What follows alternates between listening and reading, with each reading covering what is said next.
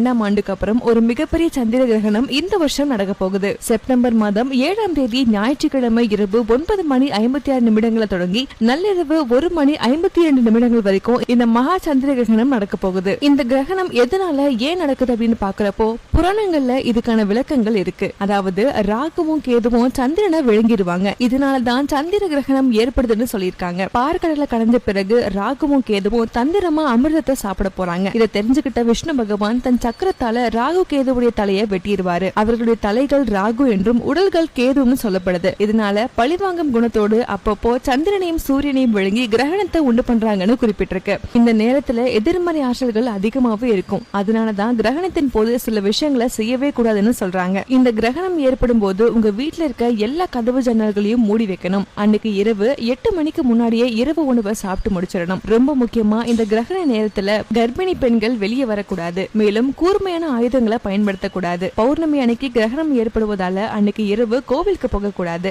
கிரகணம் முடிஞ்ச பிறகு அடுத்த நாள் காலையில வீட்டை கூட்டி தொடச்சு சுத்தமா வச்சுக்கணும். உங்க வீட்டுக்கு அருகாமையில இருக்க கோவிலுக்கு போய் அங்க தீர்த்தம் வாங்கிட்டு வந்து உங்க வீடு முழுக்க தெளிச்சு விடுறது ரொம்ப சிறப்பா இருக்கும். பிறகு உங்க வீட்டு பூஜை அறைய